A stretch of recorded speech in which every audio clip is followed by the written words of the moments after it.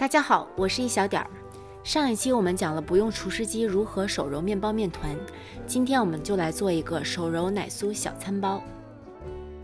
我们还是使用中种法制作，提前1天制作中种面团，将水用微波炉加热15秒到温热的状态，但不要超过40度，以免把酵母烫死。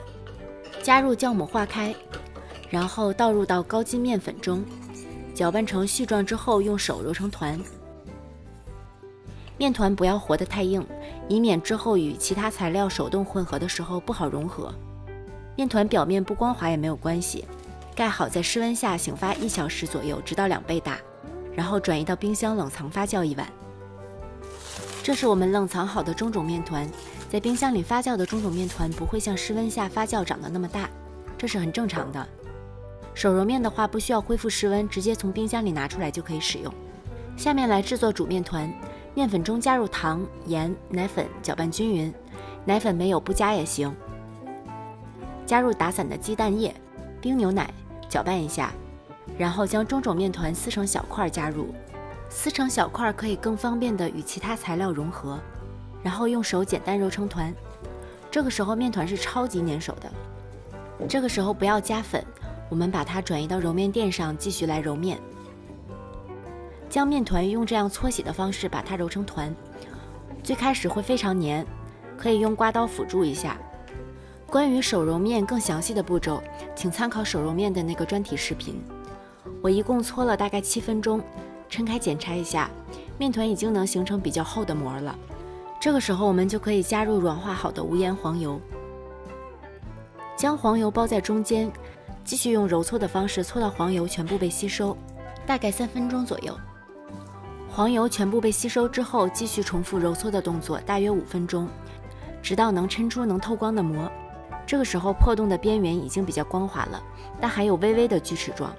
如果做小餐包的话，我们揉到这种程度就可以了。将面团整理一下，放在室温下静置30分钟。因为加入了中种面团的关系，面团不需要很长的时间来发酵。面团发酵期间，我们来制作奶酥馅儿。将黄油软化到能轻易按出一个坑的程度。如果你没有时间软化，也可以用微波炉5秒钟5秒钟的加热。黄油软化不足，后面可能会造成水油分离，所以一定要软化到位。用打蛋器搅打至顺滑，然后加入糖和盐。糖我不建议你减量，我试过了，会有点发酸。用打蛋器搅打至黄油颜色变浅，像羽毛的感觉。然后分3次加入鸡蛋液。每次等前一次鸡蛋液搅打至吸收之后，再加入下一次，以免造成水油分离。搅打好的奶油霜质地是均匀的。最后加入奶粉，用刮刀搅拌均匀，再加入葡萄干或者是蔓越莓干拌匀。现在的馅儿很软，我们把它放到冰箱冷藏一会儿，让它定型，后面更好操作。醒好的面团体积大概长了1倍，在案板上撒少许面粉，把面团转移到案板上。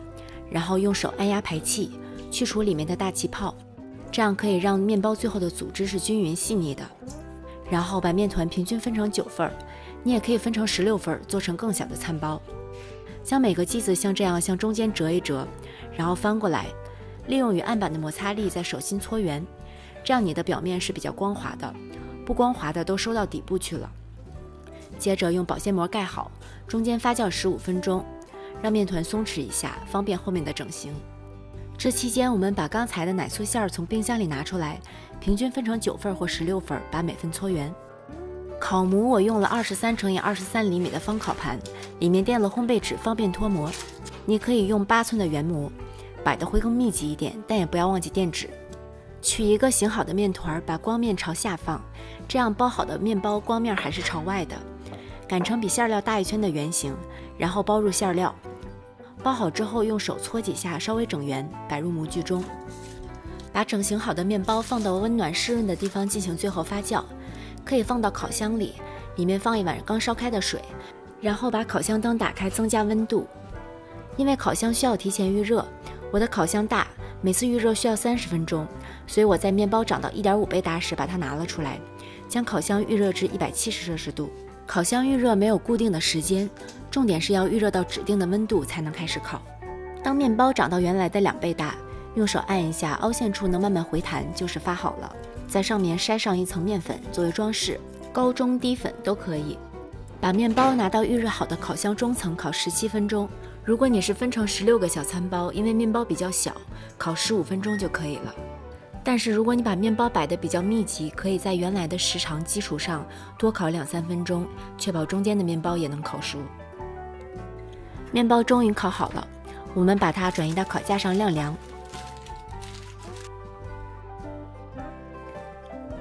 我们掰开一个看一下，虽然是手揉的，但是你看这拉丝的效果，一点也不比厨师机差。其实揉面用的时间也差不多，而且因为我们用的面团比较软，做的面包就像云朵一般柔软。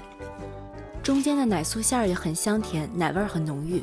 如果你懒得做奶酥馅儿的话，也可以换成果酱、豆沙呀等等自己喜欢的馅料，或者不放馅儿做成原味的小餐包，都是很好吃的。这是分成16个，里面夹红豆馅儿的。谢谢大家的收看，如果你喜欢这个视频，请不要忘记帮我点赞和订阅我的频道。B 站的朋友请不要忘记一键3连，我是一小点，我们下期再见。